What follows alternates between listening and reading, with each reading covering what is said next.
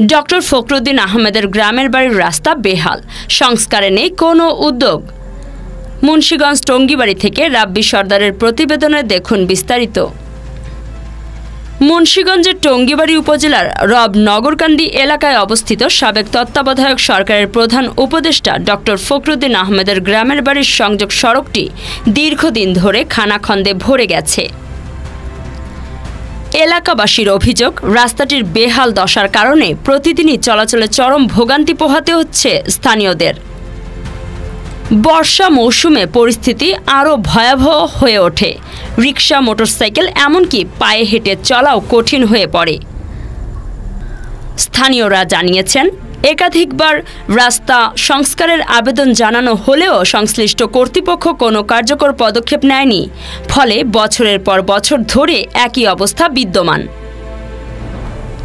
এলাকাবাসীর দাবি, দেশের গুরুত্বপূর্ণ ব্যক্তির গ্রামের বাড়ির রাস্তাটি যদি এমন অবস্থায় থাকে তাহলে সাধারণ মানুষের দুর্ভোগ সহজেই অনুমেয়।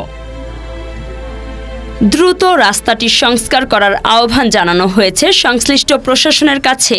রাস্তার পাশে একটা স্কুল, প্রাইমারি স্কুল এবং একটা মসজিদ। এই বিগত ফখরুদ্দিনের আমলে এই রাস্তাটা নির্মাণ করা হয়েছিল।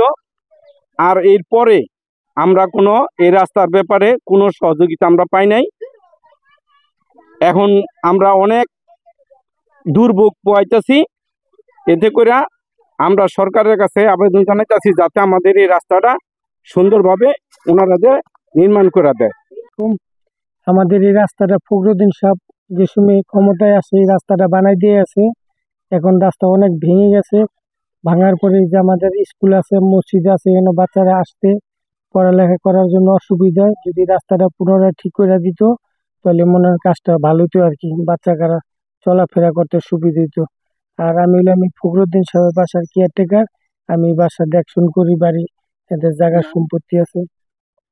ফখরুদ্দিন সাহেব আমলে আমাদের এই রাস্তার কাজ হয়েছিল। এরপরে আমরা অনেক আশা করছি এই রাস্তা সংস্কারের জন্য, কিন্তু অদ্যাবধি এই রাস্তার কোনো সংস্কার হয়নি। আমরা অনেক আশায় আছি যে কিভাবে এই রাস্তাটা সংস্কার হবে। আশা করি যে ঊর্ধ্বতন কর্মকর্তা আমাদের দৃষ্টি আকর্ষণ করবেন, আমাদের রাস্তাটা যেন সংস্কার হয়।